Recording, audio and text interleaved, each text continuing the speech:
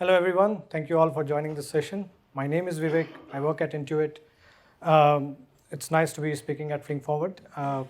So in this session, I'll be walking you through the journey that we did implement streaming ingestion pipeline utilizing Flink to build this platform called Identity Graph. So in this session, I've tried to cover multiple things together. One of the sections is about why do we need to build, what was the need to build this identity graph? How are we utilizing Flink's streaming APIs to build this streaming pipeline? And then finally, we'll talk about use cases and see how our pipeline has evolved over time. All right, so let's jump right in. So Intuit is a business and personal financial software company. It is the owner of flagship products like TurboTax, which is a tax preparation software, QuickBooks, which is a financial accounting software, and then Mint you can use to manage your finances. I'm sure many of you must be using TurboTax. If you haven't filed your taxes, please do so. There's a deadline on April 15th, and we do not want to get the last-minute PagerDuty calls. Right. So what is the identity graph, and what are we trying to solve for? So we have listed a couple of problem statements here. Basically, Intuit as a company have to serve taxpayers, small business owners, accountants, self-employed. So a customer can take multiple different personas. And then when they call, contact the customer care agent, the customer care agent has to, reconcile their data from multiple different data sources before they can successfully serve them. So there was a need to build to get this data in a unified way, and then try to build this unified model to power the personalization use cases. So what the identity graph, we started with the goal of personalizing the journey for everyone across Intuit's ecosystem. And then the primary entities of this Intuit's ecosystem is consumer, company, expert, guest, and visitor. So there are two parts to it. One is who our customer is, and what do we know about this customer. So these two parts are linked together through standard Intuit identifiers, and then are made discoverable through Intuit graph, through identity graph. Technically, what we are doing is we are collecting data from different sources like products, system, application, and then in a streaming fashion, churn this data through Flink API, and then create profiles, which we store it in our data stores. Let's see how this profile looks like. The profile consists of a bunch of different attributes, which are organized in a hierarchical data model. And these hierarchies can be related to product. This is one of the example of the hierarchy where the attributes are categorized into dynamic, static, latent, and explicit categories. All these attributes, they come with the metadata. So you can see the example of metadata, where what is the source of that attribute, what is the canonical path, when the attribute was created, what is the encryption level, etc. So this is how the architecture look like. As I was saying, like we get data from all different data sources. These are different products, services, and this data flow through our central event bus, which is backed by Kafka. With the identity graph architecture, there are three main components to it. First is the streaming ingestion pipeline, which is implemented in Flink. This is where we consume the data from Kafka and then create profiles and store those profiles. We are using Amazon's Dynamodb, which is a fully managed NoSQL key value store. That becomes our profile attribute store. We also use Elasticsearch to index these attributes. The third component is the query service, which takes in requests from all the products and clients, and then convert that request into queries. These queries can be point queries, which is just lookup by IDs, or it could be search queries, which then the query service intelligently routes those to appropriate data stores. So the end-to-end latency for us from the time when the event is consumable from Kafka to the time the attributes made its way to our data stores and are consumable by the query service is around 200 milliseconds. We process billions of events per day, and so far we have authored around 800 million profiles, and there are over 4,000 attributes spread across these profiles. So let's see how we evolved these pipelines as we started getting new use cases. So when we started with a very basic pipeline, where we consume the data and then we store it after applying some transformations. But as this platform got more and more adoption, we started getting requests for new use cases. With each use case, there would be different requirements. Some use cases would have snapshot data versus delta. Some would require encryption because they have PII data. For others, we had the reconciliation logic, where if there's a partial attribute, partial profile coming in our way, how do we reconcile that partial profile and to make it a complete profile? For some use cases, we needed to have this dynamic schema update. So what we did is we abstracted the components out, like sources, sinks, and connectors, made them reusable and configurable, and then created a baseline template for our Flink job.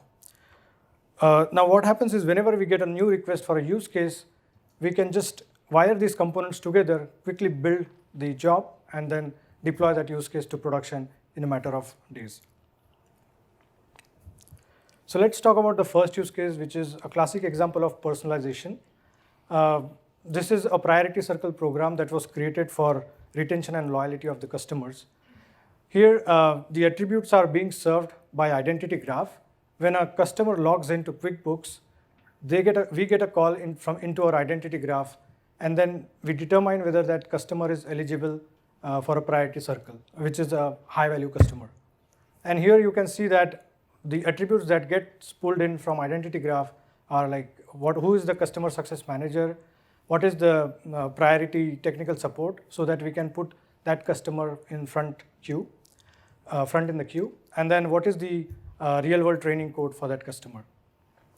The domain teams actually calculate these attributes, the values for these attributes, and then they publish it to event bus, and then we pick it up from there, do the transformation, and make this data available for all the other personalization use cases. All right, so this is the baseline pipeline. That is how it looks like. So we have data coming in through event bus. All our domain teams, when they publish this data, they do the Avro serialization, and then they do the envelope encryption of this data in the events format. So we first consume the data. We are using Flink's Kafka consumer source.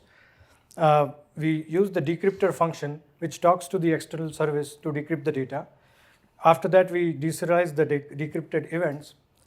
Then we apply some kind of parsing. So we got the JSON blob. In that JSON blob, we extract the ID for that profile. These IDs are Intuit's external IDs. So for example, if it's a user, the ID could be auth ID. If it's a company, the ID could be realm ID. We also extract the event type, what kind of event type the domain is publishing. So we use that event type to do this data transformation. And in the transformation function, what happens is we get data from all different data sources. We want to unify that data and then create a hierarchical model. So that's what the transformation does for us. And then finally, we process that data to DynamoDB. We are using the Async IO API for doing the decryptor to achieve the higher streaming throughput. With the Async IO API, a single parallel function instance can handle many requests concurrently, and it can also receive the response of that request concurrently. The way you do the async function is you implement async function and set a callback to be executed when the request completes and you get the response, and then you emit that response in the result future. This function can be controlled with two parameters. One is timeout, and other is the capacity. The timeout defines how long a request can take to process before it's deemed as failure. And we actually implement the timeout function so that we can catch the exception. If the exception is about decrypting the message, then we log that in the error log, and then we move on to the next message. if the error is something to do with the service itself is not available, the external service, then we fail the job. The ordering of the events is very important for us, and that's why we use this ordered wait method, which actually, when it creates the async request, it buffers the request, the response of the request, and before it processes all the proceeding request. And so we get the ordering of the streams here. So let's talk about Dynamodb Sink. And I mentioned about the reconciliation or the merge function. So when we created Dynamodb Sink, we made it configurable so that depending on the use case requirements, a merge function can be plugged into this Dynamodb Sink. I'll give you an example of merge. So let's say we have a profile already created. This is an incoming profile that is coming in after the transformation. And this is the one that is already existing in DynamoDB. So now these are two different profiles belonging to the same ID, and we want to reconcile it. So one of the ways to reconcile it is we check the event time, which is really the ordinal, and we see that the ordinal which is stored in the DynamoDB is higher than the incoming event. So in terms of reconciliation, we just keep the value of days sync signup as 20, but then we add the employee and the hourly employee count. So that is how the final merged event looked like when we persist it to DynamoDB. So we have two flavors of this Sink, DynamoDB Sink. So first is the low latency. This is for all the use cases where multiple sources can update a particular item in the DynamoDB or a profile at the same time. So to avoid the race condition, we use this optimistic locking. So to talk about the logic in that sink, once we get an event, based on the ID of that event, we actually read it from DynamoDB. So we get the existing profile, and then we apply the merge function with the incoming and the existing profile. After we reconcile that profile, then we do a write to DynamoDB by a put call by doing the conditional update with the version number. Suppose we get a failure when there is a concurrent writes and the version number doesn't match, then we repeat these steps in our retry mechanism. The failure handlers also are configurable. So one of the examples of failure handler is retries with exponential backoff. The other version of DynamoDB Sink is for the high throughput use cases where we expect that there are no concurrent writes that can happen. So there is only one source that is updating the profile at a given time. So in this case, what we do is we buffer all the profiles after transformation. And then if we find that there are multiple profiles belonging to same ID, we apply merge function. Finally, when the buffer reaches a batch size, then we flush that buffer. During flush, again, we have to read all the profiles that are existing belonging to those IDs, apply the batch merge, and then do a batch write into DynamoDB. Since this has a little bit of state here, we implement the checkpointed function. That way, if there's a recovery after a failure, it can start from where the last snapshot. So let's talk about the next operator, which is the transformer. So as I was mentioning, right, we get events from all different data sources, and they have their own format. And when we want to persist it to DynamoDB, we want to create a unified format. For that, we do not want to have the business transformation logic residing inside the code. We wanted it to be completely configurable.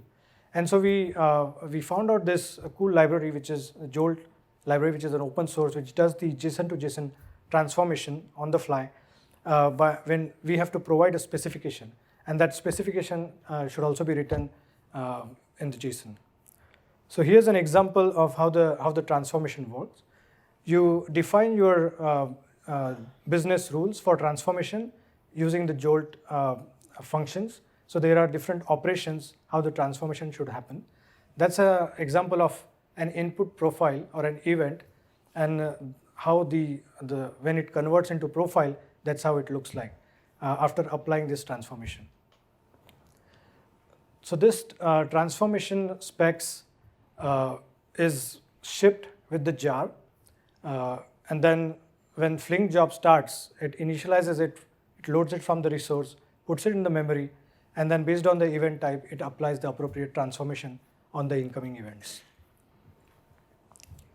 So this is good, but what happens if we update the Jolt spec? When we update the Jolt spec, we have to rebuild that jar, stop the job, and then submit the job with the updated specs, and then restart the job. This is good, but it's not scalable. We want it to be really dynamic. So any updates that we make, we wanted that those updates to the specification should get published to the tasks which are executing this transformation function, and then the transformation function can then retrieve that particular updates from the local memory. For us, we treat this Jolt specification as a part of the metadata along with some other metadata that we already have. So if there's a metadata DB, and to manipulate that, we have the REST-based metadata service. This is an example of our admin tool where we are actually trying to update a Jolt spec for a particular use case. So what we needed was a pattern where we can retrieve the Jolt spec on the fly dynamically and then publish that Jolt spec to all the tasks which are executing this transformation function. So Flink comes with this broadcast state pattern where you can actually create a broadcast state stream and then publish it or broadcast it so that the state is available for the transformation. So let's see how it works. So we created a metadata service source, which is a polling source which does the REST call to our metadata service and gets the Jolt mapping spec and creates it as an event. After that, we create a state which holds this Jolt mapping. And then we create a broadcast state stream from that Jolt stream and then pass in the state that we created for the Jolt mappings. Next is we connect that stream, which is the broadcast state stream, to the input stream and supply the Jolt transformation function. This function implements the broadcast process function, which has two methods. So first is the process broadcast element. This is the method that gets invoked when you get an update on the broadcast state stream. So whenever the metadata source polls for the metadata service and gets the Jolt, this is the function that's going to get invoked. In this function, we actually update whatever state we had in the Jolt, we update that state with the new updates. And then there's a process element function which reads the state and then apply that transformation onto the incoming stream. So with that, adding this metadata service source which takes the Jolt mapping, this is how our pipeline now looks like. So after the event is parsed, that event stream is published to, is given to transformer, and then the Jolt mappings are also broadcasted to the transformer, and then transformer creates a profile and then publishes it to Dynamodb.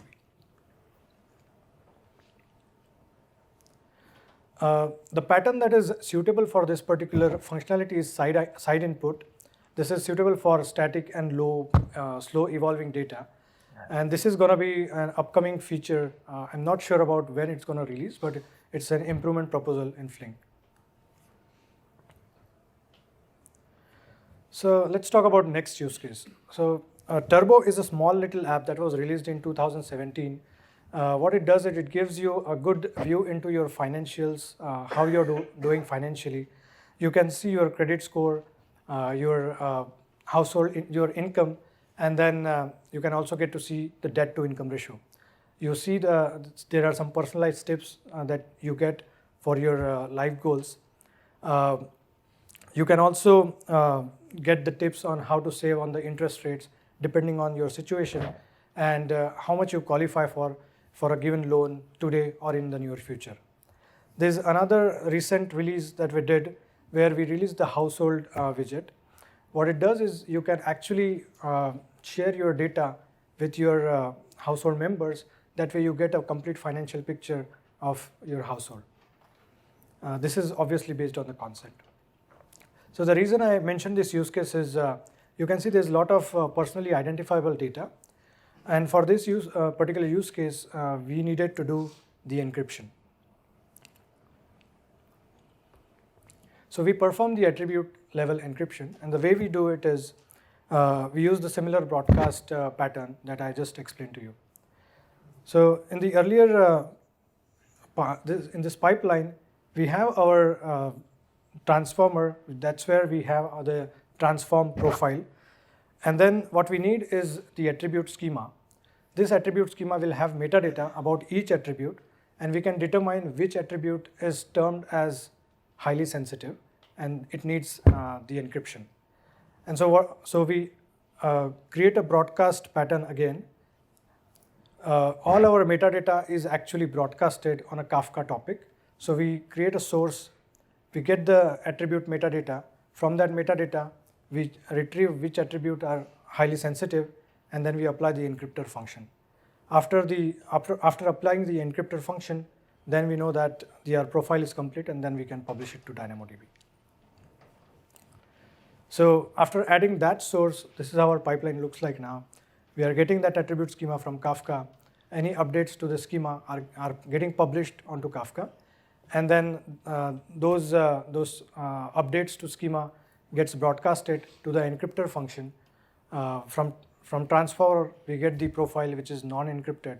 We find the attributes which needs encryption, and then we do the attribute level encryption. Cool. So this is another use case. This is a SFDC Salesforce tool that our care agent uses to resolve the queries from the customer. So when a customer calls in, the phone number flashes, and based on the phone number, the care agent makes the query. Now into our identity graph, we have all these information linked together. For a given customer, what all his accounts are with Intuit, what is the contact information. A user can be associated with multiple companies, and a company can be associated with multiple users. And you see there's a graph forming now.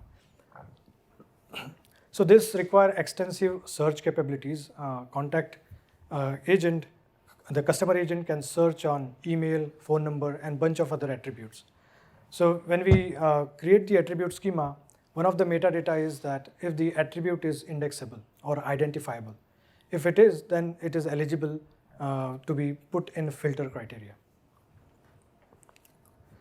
So for that, we use Elasticsearch, and we are using Elasticsearch Sink that is again bundled with Flink. We are also utilizing the side output to do that in the encryptor function. So in the encryptor operator, you saw that we are getting the attribute schema. From that attribute schema, we can see which attributes are identifiable, and then we create a side output where we perform the document ID, attribute, and the value, and then we pass this as a side output. And finally, that gets into the Elasticsearch Sink. So now we have in our encryptor function, once we have the attribute schema available, we can do encryptor as a main functionality, but as a side output, we know which attributes are indexable. We create that object and then send that stream to Elasticsearch. So this is the last use case that I want to mention, which is the rapid experimentation. The data modelers and the data analyst, they run some experiments and then they create the data. Once the model executes, there can be new attributes that can get created as a part of the input stream. For our experiment runners, they want the access to this newly created attribute in a very quick manner, which is the latency is within 2 seconds, they want these attributes to be discoverable. The attributes can be made discoverable only when we update the metadata. That, okay, a new attribute has been found in the input stream, and now make an update to the attribute metadata so that that new attribute is discoverable by for the data analyst and product managers. So we got our input stream from the transformer, which is a profile. Then we got our attribute schema, which is broadcasted to our ingester, the streaming pipeline, again in the encryptor function. What we do is we take a diff between the schema of the input stream and the schema that is existing, that is coming from Kafka. After we take a diff, then we know like if there are any new attributes that got added. And so we make a patch call to our metadata service by adding that new attribute. And then that updates our metadata DB. But at the same time, what it does is it makes a publish call and puts that as a snapshot to our attribute schema. And so as you can see that there's a loop here, our streaming ingestion pipeline can detect new attributes if the attribute is not present in the schema. But once it updates the metadata updates the topic and we get that attribute back. And so we don't create any new diffs after that. And so for that also we are using a side output, and we have implemented this schema UpdaterSink. In this sync, we buffer together all the requests for the schema change, and there can be many duplicate requests that can be created. So we merge those duplicate requests, and in order to not bombard our metadata service, this buffering really helps us.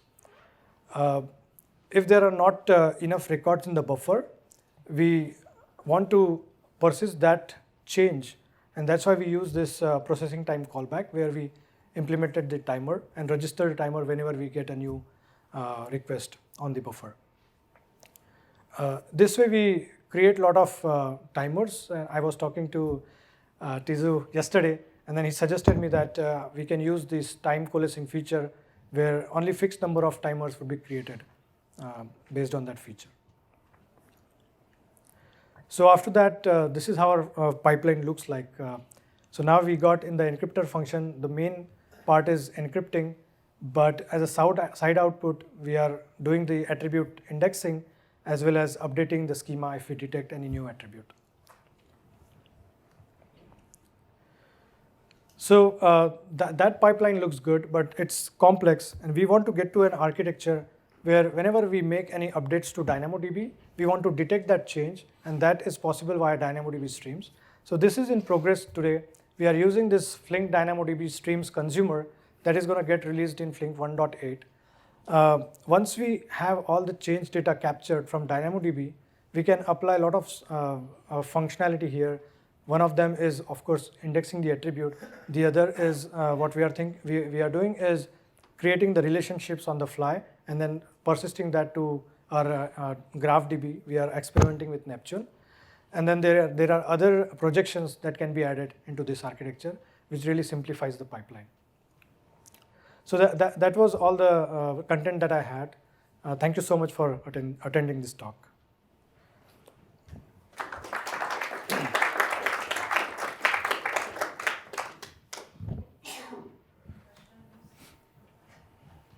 So I see that you used Flink to consume data from Kafka. Did you use Flink to even publish to Kafka? Yeah, we do. So I mentioned about the errors that we capture. So one of the ways that we are using the side output is also to publish events to Kafka. At the same time, the attribute schema that you saw, we are using that to publish it to another topic where the other clients can dynamically listen to the changes that are happening on the attribute schema. Okay. So there are any limitations today?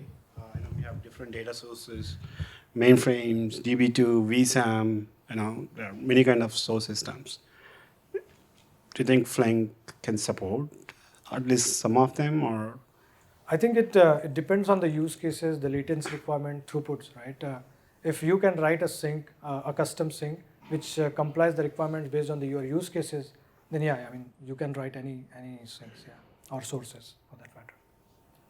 Do you think you can, what data sources do you have? I mean, what flavors do you, is a mainframe, or what kind of system of records you have?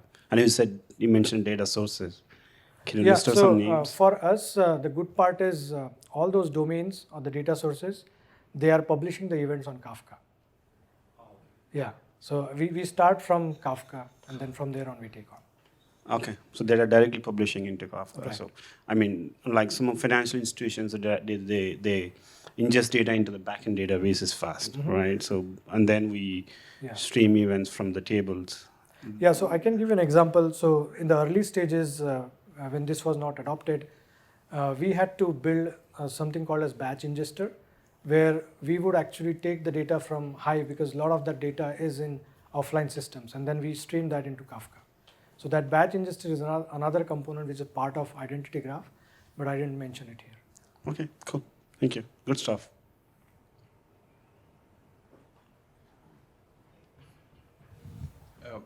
If you go back to your job graph, I was just curious why you did the rebalance for all the operators. This is just for the presentation purpose. This is not what we use in production. Actually, we have all the logs and everything going into Splunk, and we use App Dynamics for instrumentation. Yeah, this is just for the demo.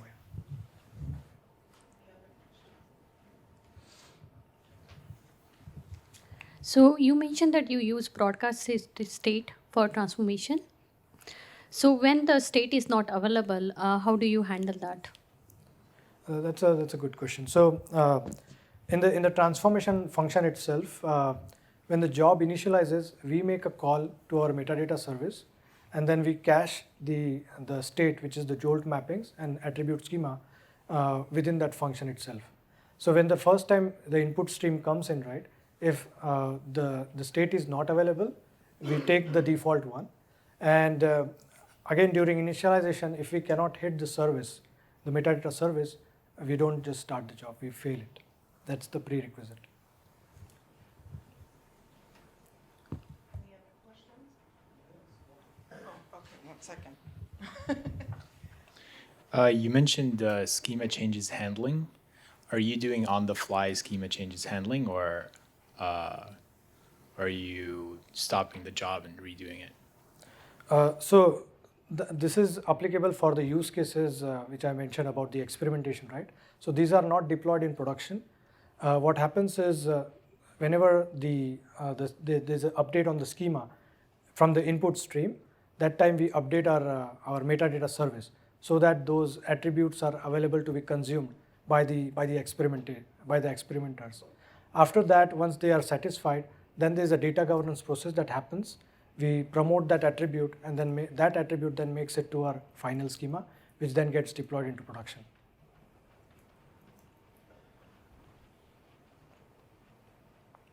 And I saw some people over this side. Have questions? Yeah, hello. So you said you're using Splunk and App Dynamics. Since you're using Splunk, why did you build this?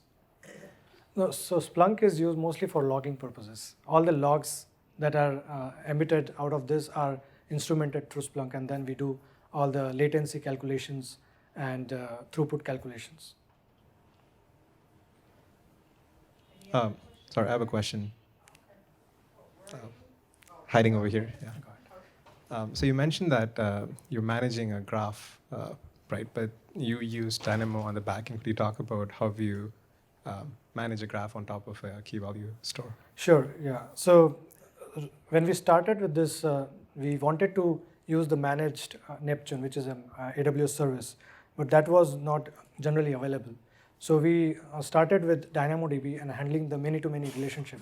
So graph is nothing but, you have one node connected with another node with some bunch of attributes like a relationship.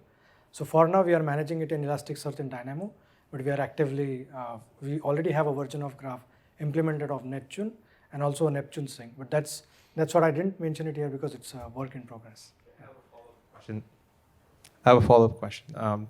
So in the example that you provided, the incoming event had a profile and it matched up with a profile in Dynamo and you had the merge function. Do you have scenarios where the incoming event might merge multiple profiles? And in that scenario, since optimistic concurrency is of no help, did you have to handle that? Yeah. Whenever, so there are use cases where we get events, and that event, again, coming back to the graph part, right? ID stitching is a very standard example where we process the clickstream data. In that we get the visitor profile, visitor information, and then we need to know like if that ID matched with some user. At the same time, the contact info or the VCI use case I mentioned, right? A user can be connected to a company, and when we get an update on the contact info for a user, there can be user and company both. So we have to update both the profile at the same time. So our DynamoDB Sink handles that. So transformer actually create two profiles, and DynamoDB Sink will persist both of the profiles. So is it fair to say that the edge ends up in both graphs? Yeah, so we do like denormalization. That's how we achieve the low latency in the query. So we update both the user table as well as the company table. I'll probably come talk to you later. Okay, Yeah. sure. Any other questions, guys?